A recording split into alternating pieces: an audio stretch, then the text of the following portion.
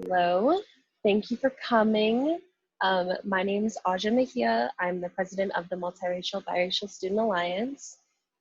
We have with us today Anna Crawford and Alves, and James, of course, has been helping us with this too from CII. So we're going to do introductions, a land acknowledgement, and then we'll get started with the discussion.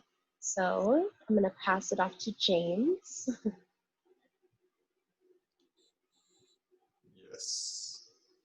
So we'd like to do a land acknowledgement today. And this was written by Gracie Richard Tyon, Director of American Indian Student Services.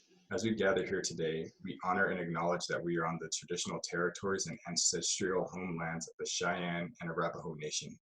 This area was also the site of trade, hunting, gathering, and healing from many other Native nations: the Ute, Lakota, Kiowa, Comanche, Apache, Shoshone, and many other Native nations. We recognize the indigenous peoples as the original stewards of the land and all the relatives within the animal nation, plant nations, insect nations, and stone nations. As these words of acknowledgement are spoken and heard, the ties these nations have to their traditional homelands are renewed and reaffirmed. Let us acknowledge also the painful history of genocide and forced removal from this territory. We respect the many diverse indigenous peoples still connected to this land on which we gather. We pay our respect to them and give thanks to all tribal nations and ancestors of this place. Thank you very much for reading that. I'm going to pass the mic over to Em for introductions, and then Anna. Hi all, my name is Alves. I use they, them pronouns, and I work at the Phoenix Center at Auraria as the Violence Prevention Education Coordinator, and I am mixed.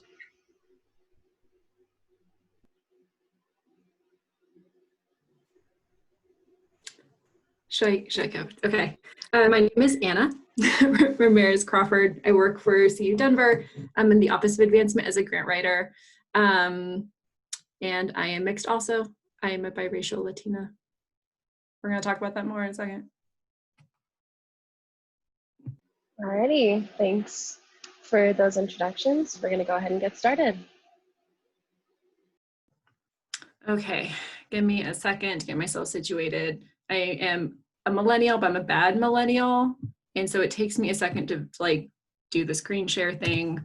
But I do have slides that I want to share.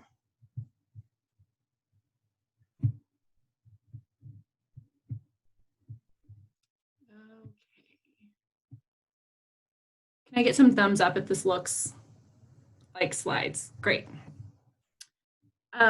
So I am talking today about navigating imposter syndrome as a biracial Latina. This is me as a very adorable little baby, and these are my two parents. I'm going to talk a little bit more about, let me just kind of start over. Just first of all, good afternoon. I'm actually really honestly very excited to have this conversation today. I've been looking forward to it the past couple of days.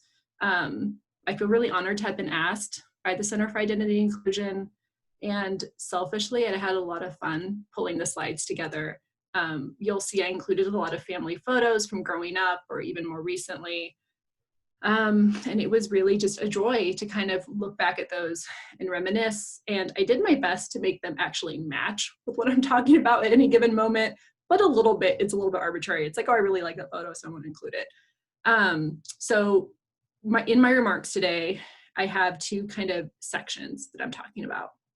The first is I'm going to talk about my story of self as a biracial person, and then I'm going to kind of shift into talking about the responsibility I have to my Latinx community as a light-skinned Latina. And then both of these sections relate to imposter syndrome as I experience it in my own life. So here I am with my story of self. I grew up in a mixed family in West Texas. My mother is a second-generation Mexican-American woman, and I just love these pictures of me and my mom. She's so And my father, who for some reason is not on this slide, he'll be on other slides. I forgot to put him on this first slide. My father is a second generation German-American man. I have two younger brothers, William and Peter. You can see them here in the middle, and a large extended family. It is no secret to anyone that Texas has a large Latinx population, particularly a large Mexican-American population. And I identified over the years with my Latinx heritage as, using lots of different types of language, Chicana, Mexican-American, Latina, Tejana, Hispanic, depending on context or what language we were using at the time, right? We don't really use Hispanic anymore, but we did when I was growing up. Both of my parents were career educators, my mom with Head Start kids and my dad at the university, which feels a little bit ironic because my first memories of gatekeeping were around my racial background, came from educational institutions. I remember my mother filling out forms at the beginning of every school year, most of them pretty routine, but except for the boxes where she had to mark our racial and ethnic background. And at the time, you were really limited to marking one box. She was asked to choose white, or in the language of the time, Hispanic. Choose your family, choose your identity, no room for complexity or nuance. Many of us, I'm imagining, at one time or another have similar stories where we are truly more than one box, where we're not given those options. And if you knew my mother, you would know that she doesn't really care about rules, especially when she doesn't agree with them, and especially when it comes to her kids. So she always made a point of marking both boxes and telling us that's what she was doing and explaining her reasoning, and it was kind of the school's problem to figure out. Language is another place that I've experienced imposter syndrome related to my identity. So grandparents on both sides of my family grew up speaking languages other than English. And now 2 generations later, English is my only fluent language, right? I know pieces of other languages, but I'm not fluent in anything other than English. And this experience of generational language loss is not something unique to my family or my experience, right? Immigrant and Indigenous families have always felt pressure to assimilate, to speak English, to drop their cultural customs and identifiers in order to navigate and survive white supremacy and a settler nation. And so the result is that many second, third, fourth generation descendants of immigrants don't have access to their heritage languages, belief systems, and customs. And I have absolutely felt shame or embarrassment when I don't understand someone in Spanish or I can't respond to them fluently. But I also reflect on the fact that Spanish itself is a language of colonizers and not a marker of some inherent authenticity. And this is just to say that's another complication, right? Colonization itself that underlines the complex relationships that many biracial or multiracial people have with heritage languages. And so in these pictures, you can see on the left, these are my kind of like my white grandparents. This is me and my brothers in the middle. And this is my Mexican-American grandparents on the right. And I just love these pictures. I think they're great. And it's really obvious here that I'm taking pictures of pictures because you can see the reflection from the light. So there's like frames in them, but this is the best I could do. Okay, names. So names are the last topic I'll touch on in my story of self section. Because of patrilineal customs, my legal last name is Crawford, and it's not Ramirez, which was my mom's last name before she was married. And I know that I am read differently because I have a white last name, and that is one of the factors that shapes my experiences in the world. I tend to think about names less in terms of their legality and more in terms of culture and family. So they can be ways for us to claim or reclaim our heritage, ways to reflect our identity throughout our lives. So I don't care too much what my legal name is on my birth certificate or my driver's license. Ramirez is a last name of mine because it is a family name of mine. And so are Perez and Lehrman and Hernandez and Gosen and on back through the generations. And frankly, like, I'm married and I didn't take my husband's last name, but I kind of feel like I could if I wanted to, like, not in a legal way, but like tomorrow, if I wanted to say I'm part of the Miles family and that's one of my names, I feel empowered to do that.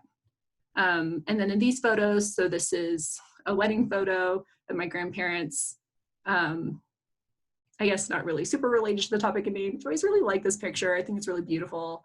And then this is, this picture makes me laugh in the middle. It's me, my partner, and my son. And if you like zoomed in on his face, he's very unhappy because he's in one of these big snowsuits. But I think it's funny. And what is the point of having kids if you can't kind of make fun of them a little bit? And then on the right, this is when my youngest brother graduated from high school and we were in Texas and it was like so hot and sunny that day. And so we're all squinting. But I still really like that photo because you tend to have fewer photos of yourself with siblings when you get older, I've noticed. So I really treasure the ones that I do have. So now I'm kind of moving, still talking about myself, I guess, but I'm moving kind of more into larger questions around imposter syndrome and identity.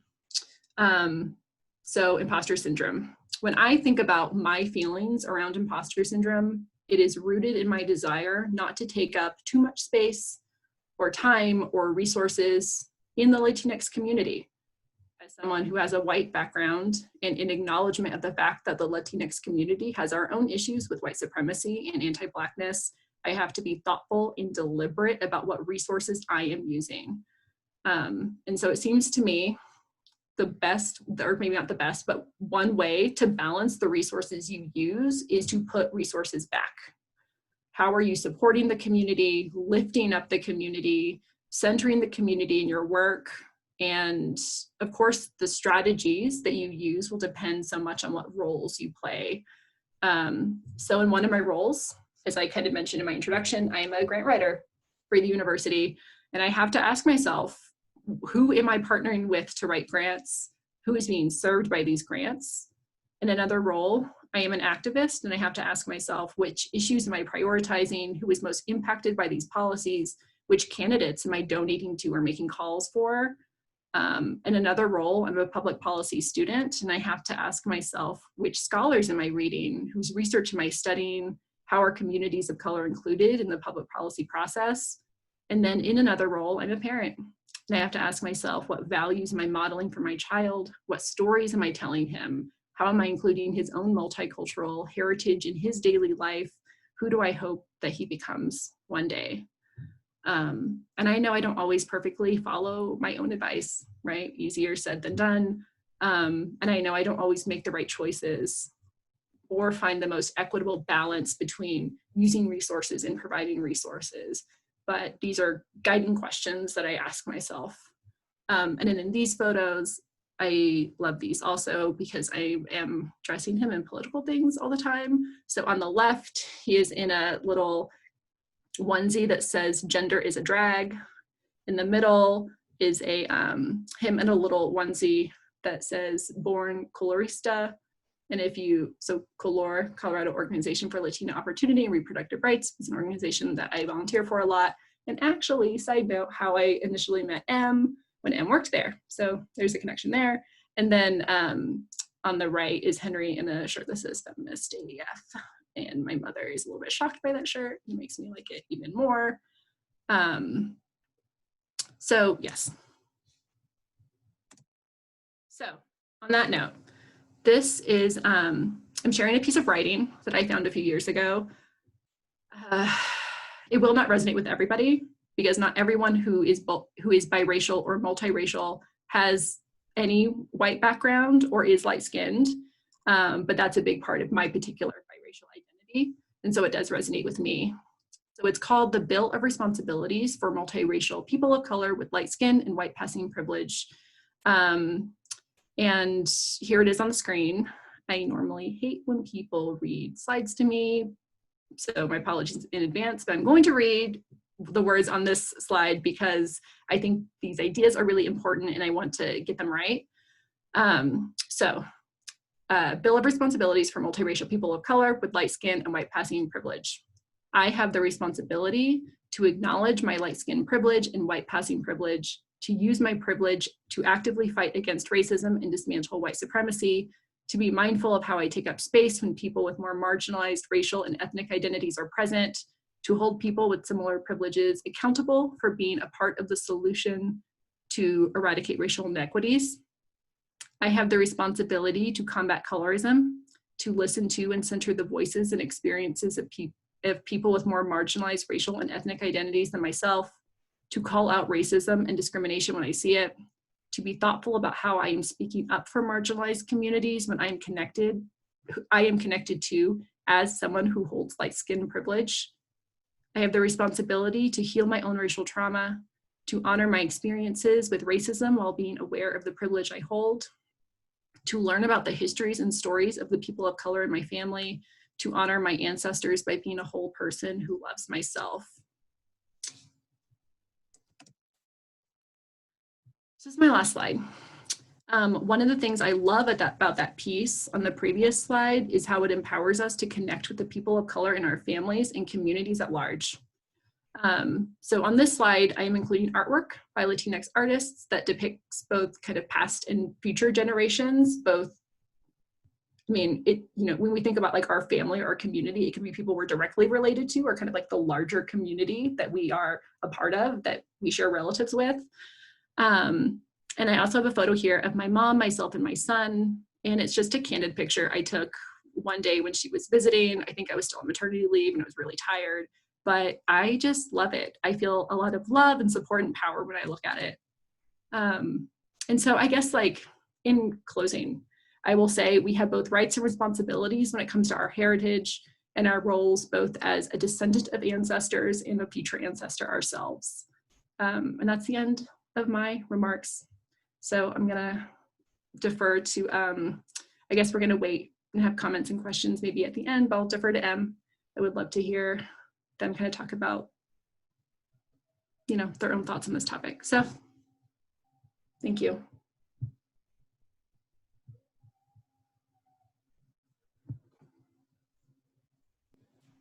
Awesome. I am just getting this shared. While Em pulls up their presentation, I'm just gonna let y'all know if you have any questions that you would like to be proposed to the group afterwards, please feel free to privately chat them to me and I'll bring them up later.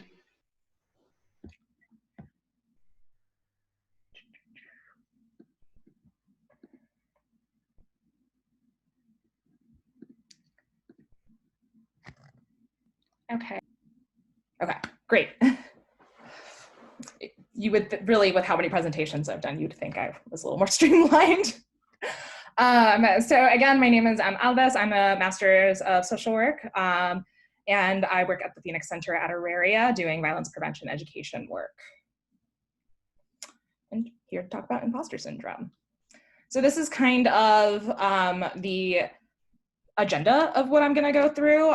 So a little bit about my personal background, how I personally identify, Puerto Rican identity as a whole, and how complicated that is and how I often see it interacting with my feelings of imposter syndrome, and the geography of imposter syndrome, as someone who has lived in Miami, St. Louis, and Denver. Very, very different racial dynamics in each city. And then academia. And then if we have time, so, what about Jessica Krug? There's a lot there that I'll touch on a little bit, but hoping that other folks are kind of bring that up as well. So my personal background, my mother is Puerto Rican, and she is a mixed race Puerto Rican. So she has Spanish, African, and Taino ancestry. That has always been our family history and something that we have always talked about. My father is Guyanese. I know very few people know where or what Guyana is. It is, you've probably heard about it because of Jonestown, which that was an American who did that. But that's the number one thing that I ever hear when I mention Guyana. So Guyana is a South American country, former British colony on the east coast of South America. I'm also only fluent in English. I'm conversationally, like, I can get by in Spanish, but it's pretty uncomfortable. And like Anna, I definitely feel a lot of anxiety around my Spanish. I feel a lot of anxiety around speaking Spanish and being misunderstood. I feel a lot of anxiety about people being able to tell so much about me based on my Spanish. And then gender and sexuality definitely plays into how I feel about my race and imposter syndrome. Especially as a person who is multiracial, bisexual, and uses they, them pronouns, sometimes I'm like, I just wish things were a little simpler in how I felt about myself and how I felt about my identity. So imposter syndrome, I wanted to just kind of throw up a quick definition because I think everyone defines it a little bit differently, and this is just the straight Wikipedia. So a psychological pattern in which an individual doubts their skills, talents, or accomplishments and has a persistent internalized fear of being exposed as a fraud. And then, of course, racial imposter syndrome is its own thing. And it really depends on how you're being viewed, right? A lot of it has a lot to do with how you're being like physically viewed. So I wanted to show some photos of my family. So here, if you can, no, you cannot see my mouse. So here on the left of my screen is a photo of my mother in the middle, and then my my abuela, my grandmother's sister. So you can see that my grandmother's sister is a lot more phenotypically Afro-Latinx than my mother, far more, right? My mom doesn't know how to take care of her hair, so I'll never know what the real texture is, to be honest. You're not really seeing that component of my mother, but she's much lighter skinned. And then to the right is me and my sister. So that is my sister. She has pretty curly hair, darker skin, and I am very much lighter, right? And so, like, just even within my immediate family, there's a really big variety of how people look. And I know that for a time, I felt a lot of anxiety about that, right? Like, I felt a lot of anxiety about not looking like my sister. I felt that I did look like my mother, that we had the same kind of facial features. But never really felt like I looked like my sister. And my sister and I have talked about this, that I phenotypically have more non-European features than she does in terms of like facial structure. And my sister has more European features, right? But she's darker and has curlier hair than I do. And then that is me at the bottom with my father, who is often described to me as racially ambiguous, but I actually think that that has a lot to do with the fact that he has a very Caribbean accent. And so people are racializing him because of that, and not necessarily because of how he looks. And then that's my hair when I was first figuring out texture stuff. So whenever I think about my family, I always think about this meme. Which is hashtag growing up Puerto Rican. Some of my family looks Black, some look white, some look mixed. None of us look related. And if you like, I didn't want to take my auntie's picture from her Facebook, but like there's a lot of photos of us from like weddings where everyone just looks wildly different, right? So this was the context that I was growing up in. And so while I felt a lot of anxiety about looking different from some of my family members, at the same time, it was more normal for me than it was abnormal. And then these are more photos. So that's my sister yelling, my mom also clearly distracted and upset by something.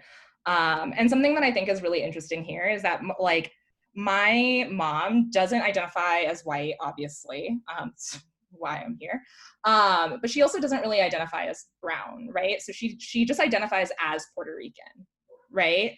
And I think that in part, that's because colorism is so strong in Puerto Rico, despite this idea of like racism doesn't exist in Puerto Rico. And I'm really gonna get into like this huge myth of why that's like a big problem.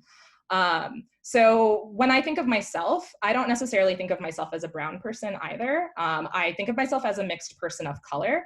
And like when people call me brown, I tend to be like, I'm kind of beige. Like if we're being honest, like phenotypically, no one looks at me and they're like, yes, you're definitely 110% brown. Not these days. And then these are mostly just funny photos. So something I want to talk about is, before I get really into how I changed my own views of my identity and feeling imposter syndrome like throughout my childhood, I really want to get into this idea of like the myth of the three races. So there's this idea that every Puerto Rican is Spanish, African, and Taino. And that's just not true. That's absolutely not true. There are white Puerto Ricans who are direct descendants of Spanish folks and who have white privilege in Puerto Rico and have institutional power in Puerto Rico, right?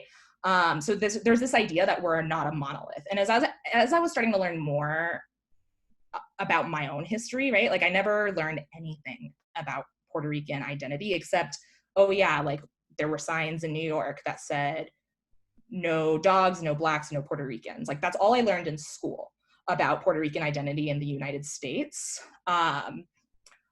I never really learned until I actually sought it after myself. And I learned that in a lot of ways, this myth of the three races is a way to distance, a way for people who are direct descendants of colonizers to distance themselves from that colonization, to remove that culpability. And when I found this out, I was terrified. I was like, oh my God, what if my family is one of those families that did this? I was freaked out. And I was like really starting to really think about the ways that I was experiencing racism versus xenophobia versus racialization. And this was a really difficult thing for me to think about because I had to also think about like Puerto Rican identity on the islands versus the diaspora. Like on the island, I'm a lot closer to a white person phenotypically than I am in the United States. I would function much more closely to a white person and have much more access and power in Puerto Rico than I do within the confines of the United States, right? So I think that's really important to think about and to acknowledge. And so my family comes from the mountains, which I also learned is like almost like a protective factor from colonization. So the mountains were harder to get to, which meant that there's more racial diversity. There's a lot more mixed folks in the mountains. There's a lot more like obviously visibly brown and black folks in the mountains. And so those are my people. Jibaros used to be like really derogative. It used to be like, oh, like you're those country folks kind of thing. And now it's become this point of pride. And I think that that's another way for people in the city to align themselves more closely with POC identity that they may not actually have access to. And then there's phenotypes versus blood, right? Like, what does it matter like for me, I struggle sometimes with what does it matter what I look like versus my blood, and like how do you actually think about that, talk about that? If I know I have this family history that I've always been told about, that we've always honored and talked about, then what does my phenotype matter? And the truth is that it does a lot. So to kind of go back a little bit, as an actual child, other than like feeling a little different occasionally about looking different from my family, I actually didn't experience a ton of imposter syndrome, right? I grew up in Miami. Most people I knew were like mixed and or Latinx, right? I knew like maybe 3 white people, including my father. So there were like not that many white people in my life. So I always felt very accepted. But at the same time, I asked for a sweet 16. I asked for a quince. I don't know why I thought any of these things were happening. We did not have money. But my father used to tell me that I wasn't American enough for a sweet 16 and that I wasn't Puerto Rican enough for a quince. And I never went through with a confirmation, which would have been his culture's version of a coming to age. And so to me, this really like made me feel like I could never be enough of anything, right? And so it was other people's anxieties about my identity, other people's feelings about my identity that actually impacted me more than my own. I connect it a little bit to like the tragic mulatto, which is a very common trope, this idea that mixed people are always, and specifically in this case, like Black and white mixtures are always going to experience a lot of anxiety, mental health problems. They're always going to have some sort of tragic end. And I think that even growing up in a multiracial, multi-ethnic, multinational city, I was still receiving some of those messages. Right. And part of me was like, but no, I didn't. And I didn't want to admit that I had imposter syndrome or that I was experiencing it in these ways. And at the same time, like I was in Miami and immersed in Caribbean culture. So no one really ever questioned my identity as a Latinx person. Sometimes they would question my identity as a Guyanese person specifically, but they never as a Puerto Rican. And I want to say that that is 110% because I am like, because I'm light-skinned, right? It's absolutely has to do with colorism, and Afro-Latinx folks in Miami were constantly being denied their Latinidad all the time. They had to prove it. They could be 110% fluent in Spanish. They could live their culture just as anyone else in that city. And people would say, well, oh no, you're not really Cuban, you're Black. Or do you mean Haitian? Or like things like that, right? So like I was granted a lot of privilege and protected from a lot of these feelings of imposter syndrome because of my proximity to whiteness.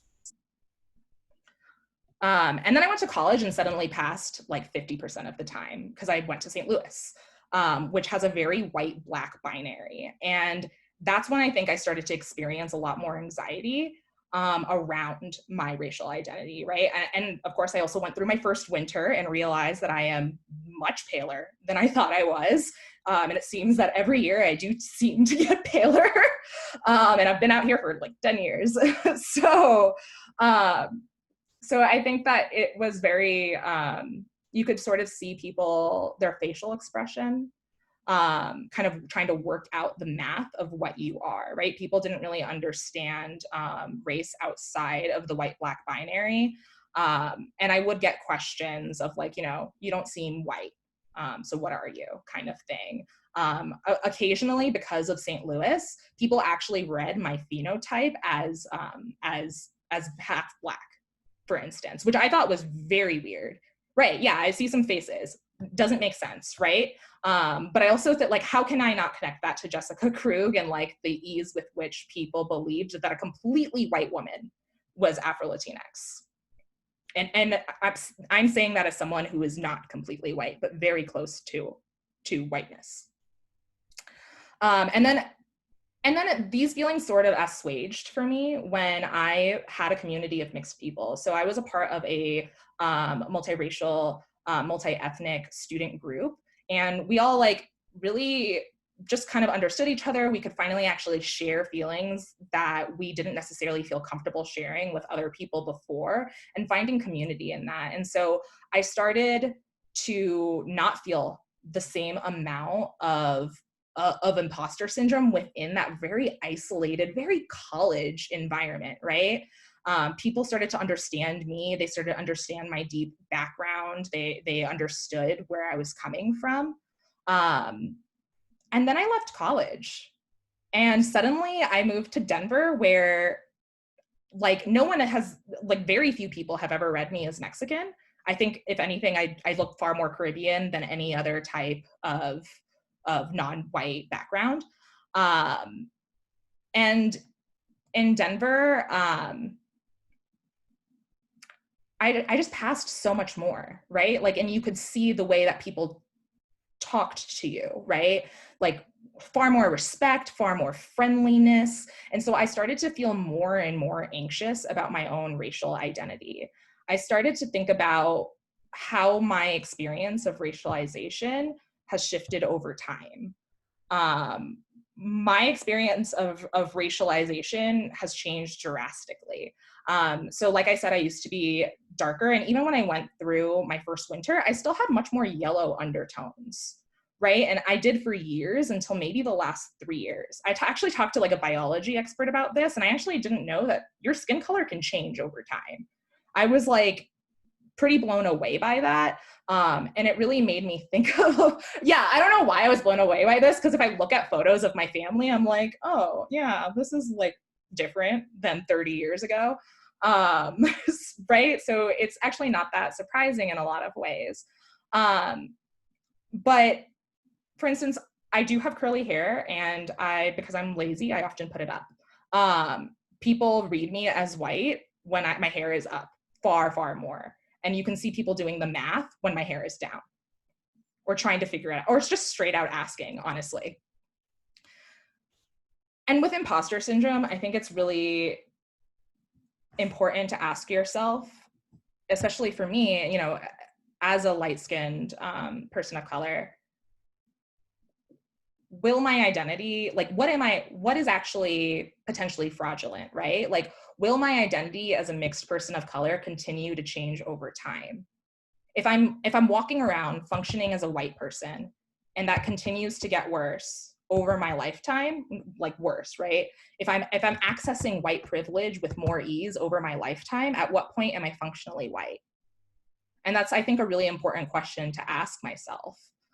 Because at the same time, as a multiracial person who does have Spanish and a little bit of Portuguese ancestry, my very existence is the success of the colonial project in a lot of ways. The first time I ever told a monoracial person that I was considering that, like, you know, if I have a child who looks very white, I might identify as white because I'm functionally white at that point. They freaked out and said I was like being a colonizer or something. And I really struggled with that, and I still struggle with that, right? I think monoracial people do really tend to struggle with this. But in my experience, multiracial people really see how race just changes all the time, how people's experiences and perceptions of race change all the time. And so I've been able to have some of those conversations. And this is, so, well, no, those are my questions. And my mother got a DNA test, right? And my mother's DNA test says all the things in our family history. It says all the things we've always known, shows our specifically West African history, which we were fairly disconnected from in terms of like actual practices of spirituality. There are some folks in my family who do engage with more African spirituality. Taino, Spanish, all of the things that we knew we were.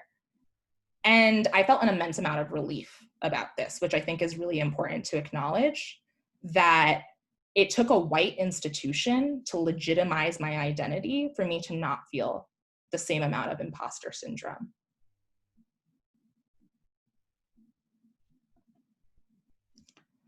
And in a lot of ways, imposter syndrome really flourishes in academia because I'm viewed as a comfortable version, right? I'm always viewed as a comfortable version of what people want. I'm easy to tokenize in a lot of ways. I'm visually easy to deal with. I'm just enough, right? And so in a lot of ways, I do have to say I am lucky to be here. And that is like a part of imposter syndrome, right? It is a privilege to have gotten to where I am because I am comfortable to white institutions. And then to cope, what do I lose when I act as if my parts function independently? For me, I think that this has been really difficult to think about over time. And really leaning into this idea that I'm a whole person. I'm always going to be a whole person. And nothing about that is really going to change, even if my racial identity changes over time to be more authentic to my actual lived experiences as I go through time, right? Right now, I'm still experiencing racism right now, but that might change again as people and how they view me changes.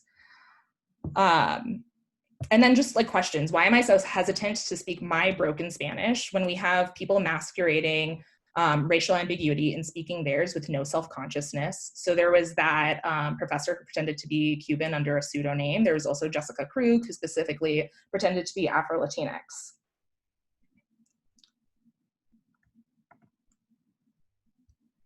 So something that I think about a lot is imposter syndrome rooted in the idea that our cultures are unchanging, right? That like it's this thing that has never changed, almost as if there's this idea that our Spanish has never changed, right? Which we know isn't true. Language changes over time, culture changes over time. And sometimes I do think, am I experiencing imposter syndrome because I am trying to emulate a culture that my parents talk about, but doesn't exist frozen in time anymore? And then, yeah, why did I feel relief with my mother's DNA test? What's at stake with relying on white institutions and blood quantums, right? Because at the end of the day, race science is fake. Blood quantums are a tool of colonization. And specifically, I do think it's important to say, I've gotten a lot of questions in my life about whether or not I identify as Afro-Latinx, and I'm gonna say I don't. Because I've never walked down the street as a Black person. I've never, that's not someone's first immediate thought when they see me, and that's, I'm not gonna be denied housing, I'm not gonna be denied jobs, denied education, because no one looks at me and sees a Black person, even when that is in my history. So I'll often say that I'm African descended, but in no way am I a Black Latinx person. In no way am I Afro-Latinx person. And I can recommend you amazing folks if you are looking for folks who are writing about what Black Latinx experiences are like. So that is my presentation and kind of all my really, really complicated racial feelings. Hopefully that made sense. And thank you so much. I was incredibly nervous, but really excited to have this conversation.